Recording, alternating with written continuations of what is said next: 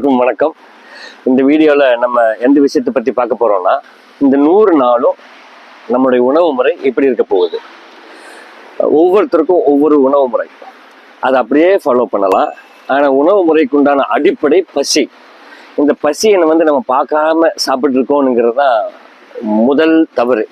இந்த பசியை பார்க்கறதுக்கு உண்டான முதல் விஷயம் 2 உணவுகளுக்கு இடையே உள்ள இடைவெளி அதிகப்படுத்துறது. அந்த அடிப்படையில் நம்ம பசியை உணர முடியும். குறிப்பாக ரமலான் மாசத்துல முஸ்லிம்கள் எதுவும் சாப்பிடாம தண்ணி குடிக்காம இருக்கும்போது சாயந்தரம் ஆகும்போது எனர்ஜி லாஸ் ஆகி எனர்ஜிக்காக வேண்டி பசி வர்றதை ஃபீல் பண்ண முடியும். அதே அடிப்படையில தான் இப்போ நம்ம இருக்க போறோம். இதுக்கு பேரு இன்டர்மிட்டன்ட் ஃபாஸ்டிங். இடைவெளி அதிகப்படுத்துறது. 3 வேளையா சாப்பிட்றதுக்கு பதிலாக 2 வேளையா சாப்பிட்றது, காலை மாலை அப்படிங்கிறது. நீங்க எந்த உணவு கொள்கையில இருக்கீங்களோ, எந்த உணவு முறையை ஃபாலோ பண்ணிட்டு இருக்கீங்களோ அதே ஃபாலோ பண்ணுங்க. ஆனா அடிப்படை பசி.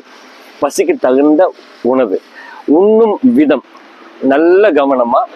இன்னும் சொல்ல போனா ஒவ்வொரு பருக்கள் இருக்கக்கூடிய, ஒவ்வொரு துகள் இருக்கக்கூடிய அந்த சுவையும் நம்ம அப்படியே உணரக்கூடிய உணர்வால தான் நம்ம சாப்பிடணும்.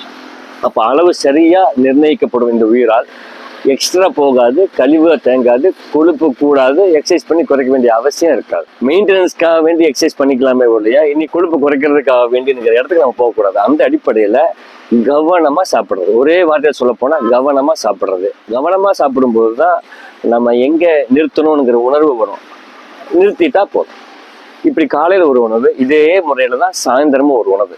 இதுக்கு நடுவுல எப்ப தாகம் அடிக்குதோ அந்த டைம்ல நீர் எடுத்துக்கலாம். எவ்வளவு நீர் குடிக்கணும் அப்படின்னா, எவ்வளவு தாகம் இருக்கோ அவ்வளவுக்கு உண்டான நீர் குடிக்கலாம்ங்கிறதுக்காக வேண்டி இடையில ஜூஸு, சர்பத்து அந்த மாதிரி எடுக்காம தாகத்துக்கு தண்ணி, பசிக்கு உணவு, இதுக்கு நடுவில் நம்ம நீர் ஆகாரமா எடுக்கிறது எல்லாமே, நீர் வடிவத்தில் இருக்கக்கூடிய எல்லாமே நீர் ஆகாரம். அது டீ, காஃபி, மோர், சர்பத்து எதுவாக இருந்தாலும் இருக்கட்டும்.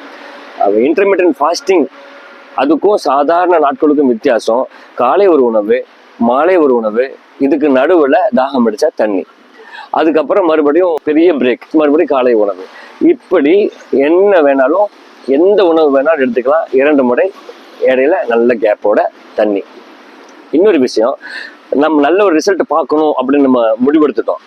அப்போ அந்த சுவை கூட்டு பொருள்களால் அதிகமாக கெமிக்கல் சேர்த்தப்பட்ட பால், இப்போ இருக்கக்கூடிய பாலே இல்லை. அந்த அடிப்படையில் பாலும் இந்த வெள்ளை சர்க்கரையும் முடிஞ்ச அளவிற்கு தவிர்த்துட்டோம் அப்படின்னு சொன்னால் நம்ம பார்க்கக்கூடிய ரிசல்ட்டு இலகுவாகவும் பர்ஃபெக்டாகவும் பொட்டன்சியாகவும் நம்ம கிடைக்கணுங்கிறது தான் என்னுடைய ஆழமான புரிதல். அதையும் நீங்கள் ஃபாலோ பண்ணீங்கன்னா சிறப்பாக இருக்கும். இதுதான் உணவை பற்றிய குறிப்பு. இதுதான் நீங்கள் 100 நாளுக்கும் நம்ம ஃபாலோ பண்ண போகிறோம். நன்றி, வணக்கம்.